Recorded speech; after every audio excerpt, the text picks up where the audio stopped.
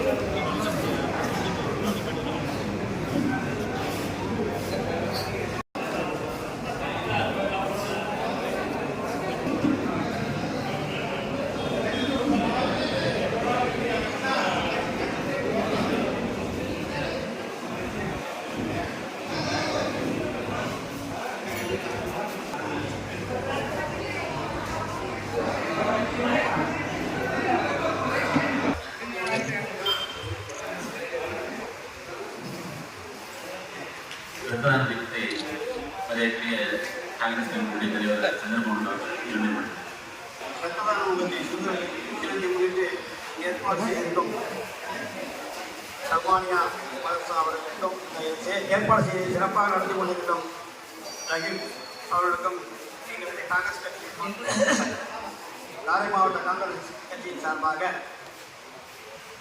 மனமார்ந்த வாழ்த்துக்களை தெரிவித்துக் கொள்கிறோம்.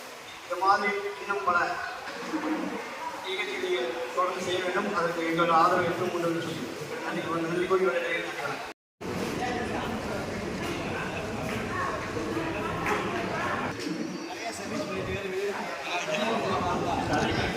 வாங்க